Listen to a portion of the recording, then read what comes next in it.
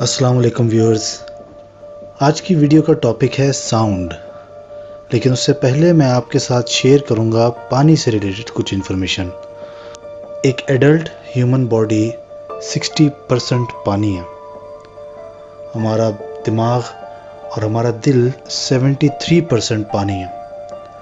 फेफड़े लंग्स 83%, हमारी स्किन 64% पानी है। मसल्स और किडनी 79% और यहाँ तक कि हमारी हड्डियाँ 31% पानी हैं। अब हम डिस्कस करते हैं अर्थ की। ये दुनिया का खित्ता 71% पानी है और बाकी का जो 29% है वो ज़मीन और आइलैंड्स को मिलाकर बनता है। यहाँ डिबेट ये नहीं कि 71% 73%, बट एट एन एवरेज 70% पानी है और 30% ज़मीन है। एक एडिशनल इन्फॉर्मेशन यहाँ पानी की देता हूँ कि पानी के परसेंटेज को भी अगर ब्रेक डाउन करें तो 94% सिर्फ सॉल्ट वाटर है। बाकी का 6% है जो lake water, fresh water, iced water और जो ग्लेशियर्स की शक्ल में लॉक्ड अप है माउंटेन्स में।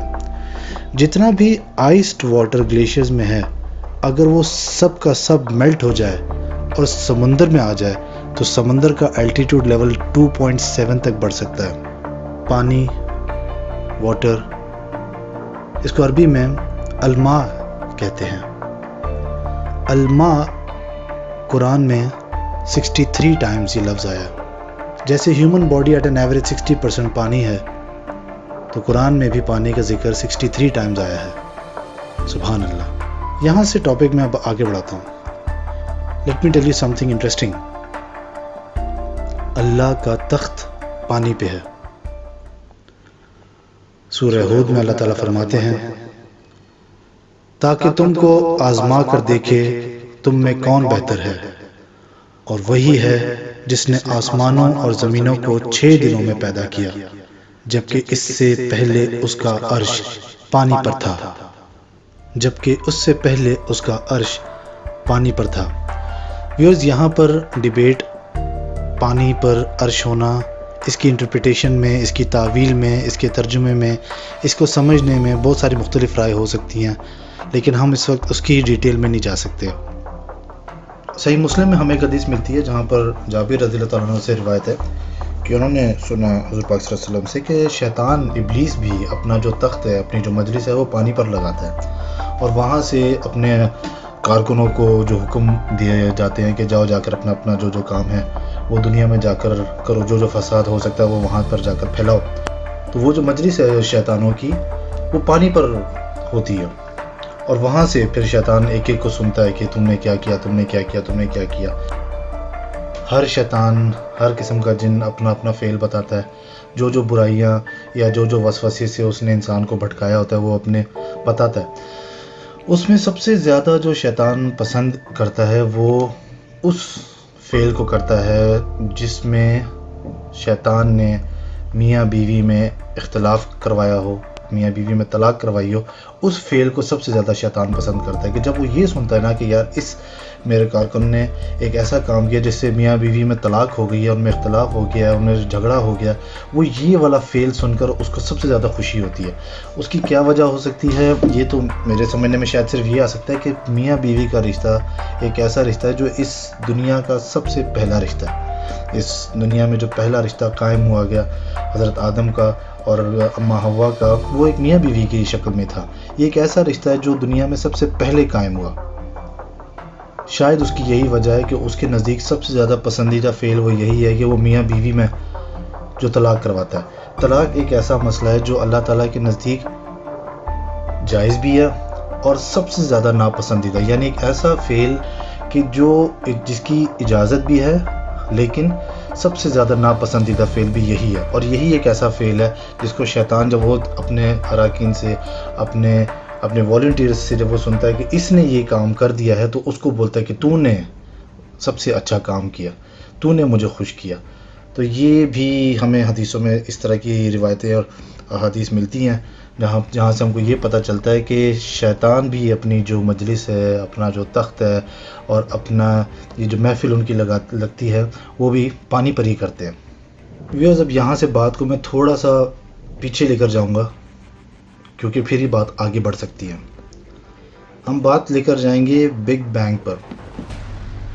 ये बिग बैंग की थ्योरी इस कदर मकबूल हो चुकी है कि अपनी हक्कानियत को पहुंच चुकी है।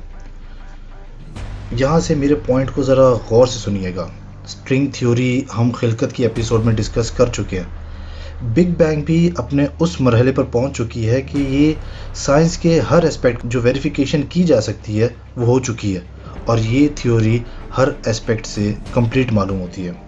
हाँ, उसकी तावील, उसकी इंटरप्रिटेशन में फ़र्क हो सकता है, उसके समझने में फ़र्क हो सकता है कि ये जो धमाका था, ये जो बिग बैंग था, ये कैसा था। ये एक धमाका ही था या एक साउंड थी। इसकी दो पॉसिबिलिटीज़ मौजूद हैं। एक ये भी स्टडी है कि ये एक धमाका था, लेकिन वहीं पर एक ये भी स्टडी सामने आई है कि एक साउंड वेव्स थी जो क्रिएट हुई थी। लेकिन इस बात की तस्दीक कि वो बिग बैंग एक धमाका हुआ है कोई अदम से जो हुआ, पहले से भी पहले, उसकी इब्तिदाई शक्ल जो थी उसका मास ज़ीरो था, हुजूम नहीं था। मास वो ज़ीरो, एनर्जी जो थी वो infinite, temperature infinite, millions of millions का टेम्परेचर, लेकिन मास नहीं था। अंगारे के अंदर गर्मी होती है, अंगारा नहीं था। और ये बात बिल्कुल मुताबिकत रखती है कि कायनात वजूद रखती है अल्लाह के एक कलाम कुन से। और मेरे नज़दीक ये कुन वही बिग बैंग है।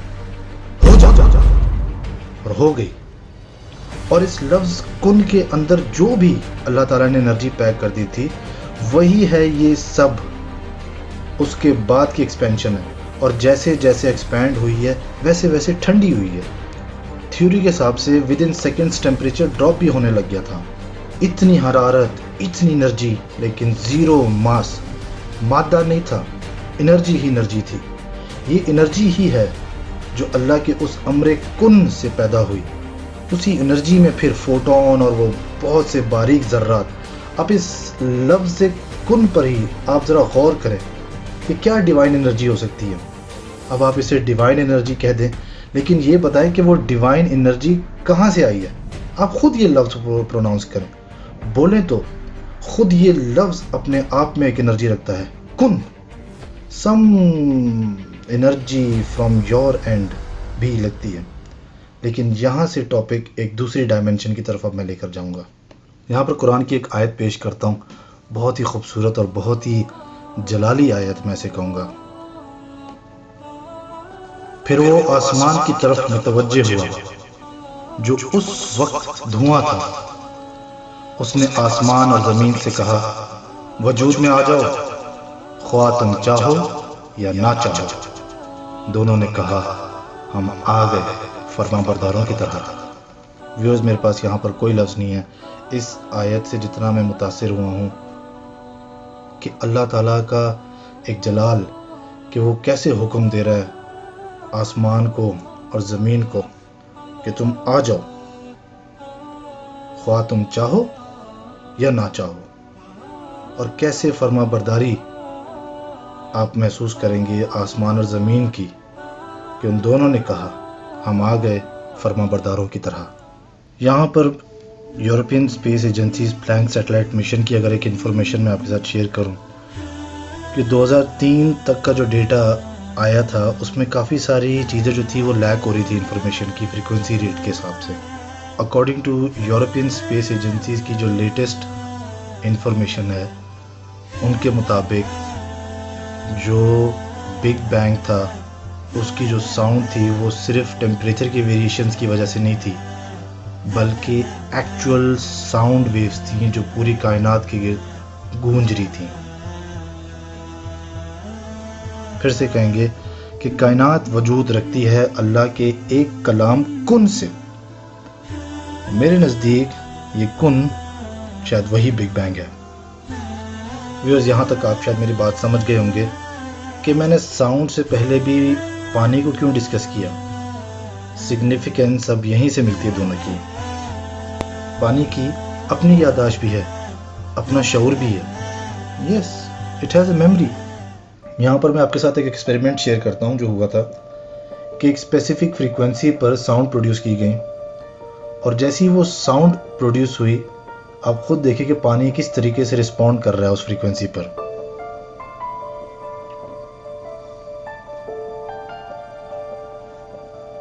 ना सिर्फ पानी, बल्कि आप ये भी देखें कि मिट्टी भी जब रखी गई तो वो किस किस्म के शेप्स ले रही है ऑन डिफरेंट फ्रीक्वेंसीज।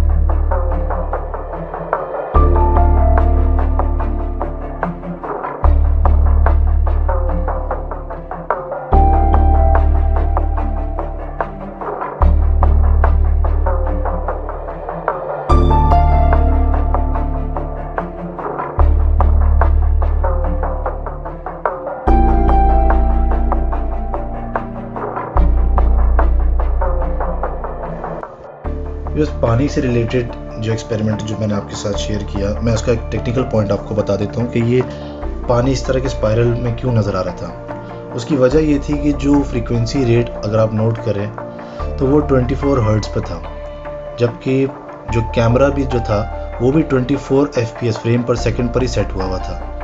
इसी 24 हर्ट्ज़ को अगर हम 23 या 25 पर लेकर चले जाते हैं और कैमरा 24 फ्रेम पर सेकंड पर ही रहता है, तो ये जो शेप हमें इस वक्त जो नज़र आ रही है कैमरे की वजह से, ये शेप हमें ज़रा दूसरे तरीके से नज़र आने लग जाएगी। ये सिर्फ इसलिए बताने के लिए कि ये जो शेप हमें जो नज़र आ रही है उसकी वजह ही सिर्फ ये है कि जो फ्रीक्वेंसी है वो भी 24 हर्ट्ज़ पर है और जो कैमरा जो है वो भी 24 फ्रेम पर सेकंड पर ही है।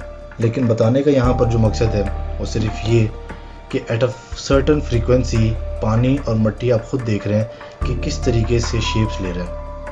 व्यूअर्स, हम अपनी रोज़मर्रा की ज़िंदगी में अक्सर बच्चों के साथ कभी कभी प्यार से तो कभी उनको समझाने की गर्ज से कुछ ऐसे अल्फाज का इस्तेमाल करते हैं या अपने आसपास के लोगों के साथ बात करते हुए ऐसे ऐसे लफ्ज़ों का इस्तेमाल करते हैं, जैसे बहुत ढीठ है, या अपनी ही किसी तकरार की वजह से जो अल्फाज इस्तेमाल करते हैं, उन लफ्ज़ों का हमारे बच्चों पर, हम पर किस किस किस्म का असर हो सकता है, वो अब यहाँ से जो एक्सपेरिमेंट किया गया आप खुद देखें। डॉक्टर मसारू एक बिजनेसमैन, एक ऑथर और एक साइंटिस्ट हैं जिन्होंने डिस्कवर किया कि पानी अपने आप में मेमोरी और कॉन्शियसनेस रखता है। पानी के मॉलिक्यूल्स को क्रिस्टलाइज फॉर्म में स्टडी किया तो हमने देखा कि पानी हमारे कहे हुए लफ्ज़ों पे बाकायदा रिएक्ट कर रहा है। पानी के क्रिस्टलाइज फॉर्म्स की शेप्स पॉजिटिव लफ्ज़ और नेगेटिव लफ्ज़ दोनों पर रिस्पॉन्ड कर रहे थे। ये एक एक्सपेरिमेंट देखें, यहाँ कुछ बच्चों को एक सर्कल में खड़ा किया और दरमियान में एक पानी रखा। ये पानी टोक्यो का एक टैप वाटर है।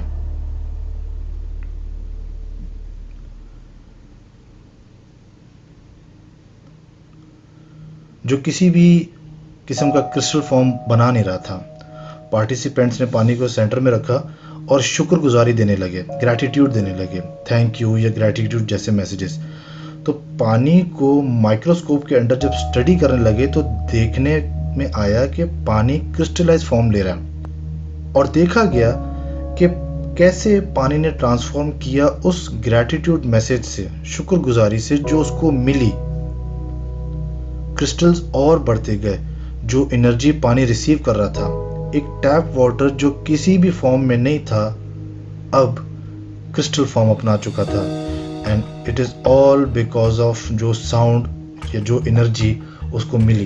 बिकॉज यहाँ पर जस्ट एक इन्फॉर्मेशन के पानी के क्रिस्टलाइज फॉर्म को लाने के लिए ये नहीं कि किसी भी किस्म के पानी को डाल दिया जाए तो वो रिस्पॉन्ड करने लग जाता है। उसको स्टडी करने के लिए, क्रिस्टलाइज फॉर्म में लाने के लिए एक सर्टेन टेम्परेचर है जहाँ पर उसको लेकर आना पड़ता है। And at an approximately -7 degree पर यह काम सबसे अच्छे तरीके से किया जाता है। डॉक्टर मसारू इमोटो की ये एक्सपेरिमेंट करने की वजह ये थी कि जब उनको ये पता चला था कि एक थ्योरी है कि जो स्नोफ्लेक्स आते हैं वो सब के सब एक दूसरे से यूनिक होते हैं। उनका एक साइंटिस्ट इंस्टिंक्ट था जिसने इस चीज़ को डिनाई किया कि ये कैसे पॉसिबल है कि जब पानी की कॉम्पोजिशन एक ही है H2O, तो स्नोफ्लेक्स डिफरेंट और यूनिक कैसे हो सकते हैं। उन्होंने इस थ्योरी को डिनाई करने के लिए, इसको गलत साबित करने के लिए पानी पर ही एक्सपेरिमेंट किया गया था। And when he started to do this experiment, तब उन्होंने नोटिस करना शुरू किया कि वाकई पानी तो अपने आप में खुद एक मेमोरी रख रहा है।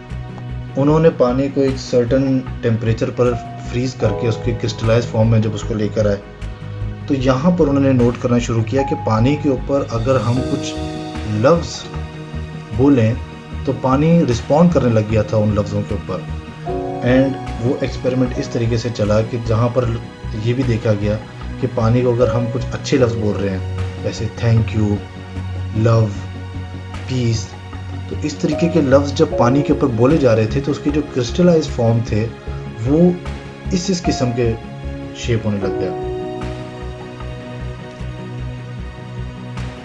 और यहाँ तक कि जब पानी को ऐसे लफ्ज़ कि यू डिस्गस्ट मी, मैं तुमसे बेजार हूँ, hate, you are an idiot जैसे लफ्ज़ जब बोले गए, तो पानी किस किस्म की शेप्स ले रहा है, उसके क्रिस्टलाइज फॉर्म किस किस्म की शेप्स ले रहे हैं।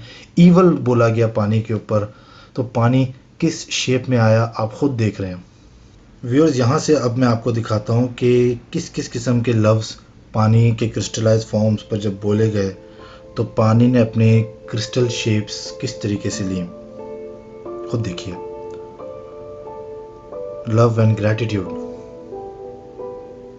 ईवल, बुराई, बुरा, यू डिस्कस्ट मी,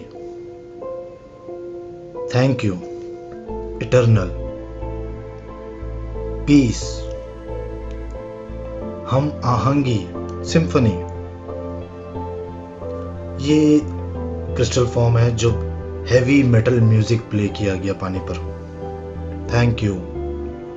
व्यूअर्स, इस तरह के कई ऐसे छोटे छोटे लफ्ज़ हैं इस एक्सपेरिमेंट के ज़रिए हम जो सीख सकते हैं कि एक दूसरे से बात करते हुए, ख़ास तौर पे मैं ये बच्चों से रिलेटेड एक स्पेशल मैसेज पास करना चाहूँगा कि हम बच्चों को लेकर, बच्चों से बात करते हुए, बच्चों के साथ मजाक करते हुए या कभी कभी उन पर गुस्सा करते हुए भी बहुत ज़्यादा ख्याल रखें कि हम किस किस्म के लफ्ज़ इस्तेमाल करें जो उन पर और उनकी पर्सनालिटी पर असर कर सकती हैं।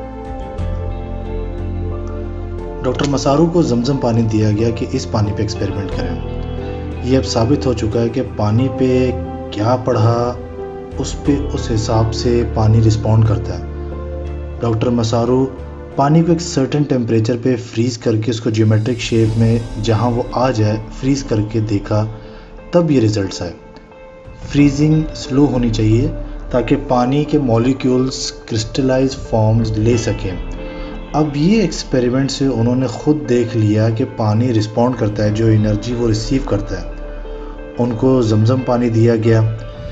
इमोटो जमजम पानी के सैंपल्स को क्रिस्टलाइज फॉर्म में नहीं ला सके, यहाँ तक कि पानी को डाइल्यूट भी किया, पतला किया, उसको कमज़ोर करने की कोशिश की डिस्टिल्ड पानी के साथ, कशीद करदा पानी के साथ, वो नहीं हुआ।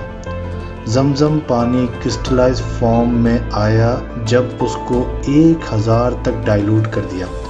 यानी आसान लफ्ज़ों में, एक कतरा जमजम का और 1000 कतरे डिस्टिल्ड पानी के। तब डॉक्टर को एक यूनिक शेप क्रिस्टल नज़र आए।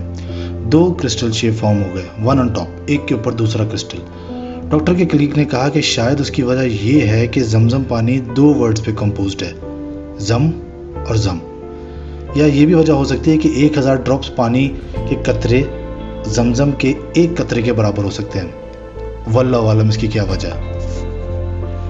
फिर उस पानी पे कुरानी आयत की तिलावत की गई और टेप रिकॉर्डर के ज़रिए पानी पे कुरानी आयत पढ़ी तो परफेक्टली शेप क्रिस्टल्स बनना शुरू हो गए। ये तस्वीर उस एक्चुअल क्रिस्टल शेप की है जो कुरानी आयत के पढ़ने से पानी में ट्रांसफॉर्म हुई। डॉक्टर को ये भी बताया कि पानी पे बिस्मिल्लाह पढ़ के पीते हैं तो बिस्मिल्लाह के साउंड ने पानी की क्वालिटी इंप्रूव करना शुरू कर दी, उसका मॉलिक्यूलर स्ट्रक्चर बेहतर हो गया। ये बिस्मिल्लाह नॉर्मल पानी पे पढ़ के ट्राई किया गया था। 15 साल के इस एक्सपेरिमेंट के बाद डॉक्टर इमोटो ने 5 वॉल्यूम की बुक लिखी, मैसेज फ्रॉम वाटर, जिसमें उन्होंने लिखा कि पानी अपने आप में हर किस्म के रिएक्शंस रखता है, फीलिंग रखता है, यहाँ तक कि एक्सप्रेस भी करता है। डॉक्टर इमोटो ये भी लिखते हैं कि जमजम पानी की क्वालिटी हर पानी से बेहतर है। वो कहते हैं जमजम पानी का एक कतरा नॉर्मल पानी के 1000 कतरों के बराबर, या ये भी कह सकते हैं कि नॉर्मल पानी के 1000 कतरे एक तरफ और जमजम के पानी का एक कतरा एक तरफ। जमजम के मिनरल्स हर पानी से बेहतर हैं, और ना सिर्फ ये बल्कि जमजम पानी की क्वालिटी को अगर चेंज भी करने की कोशिश करें तो नहीं कर पाएंगे। व्यूअर्स, साउंड, पानी, इन दोनों की आपस की सिग्निफिकेंस क्या है, ये आज मैंने इस प्रोजेक्ट में डिस्कस की कि कैसे साउंड की वेरिएशंस अफेक्ट करती है हमारे सराउंडिंग्स को। क्या कह रहे हो, ना सिर्फ ये बल्कि कैसे कह रहे हो, ये सब मैटर करता है। कुरान पाक के सुनने से हम पर कितने पॉजिटिव असरात हो सकते हैं ये आप खुद देख चुके हैं। दम किया हुआ पानी साइंटिफिकली प्रूवन है कि हमको फ़ायदा देता है, ज़्यादा नहीं तो सिर्फ बिस्मिल्लाह में ही शिफा साबित हो गई। हम अपने आसपास के लोगों से बात करते, बच्चों से बात करते हैं, मजाक करते हैं, कभी कभी डांट भी देते हैं समझाने के लिए किस तरीके से उनसे बात कर रहे होते हैं। इन बातों का ज़रूर ख्याल रखा करें कि इसके क्या असरात हो सकते हैं। अगर आपको मेरी ये वीडियो पसंद आई हो तो मेरे चैनल को लाइक करें, सब्सक्राइब करें। अस्सलामु अलैकुम व रहमतुल्लाहि व बरकातहू।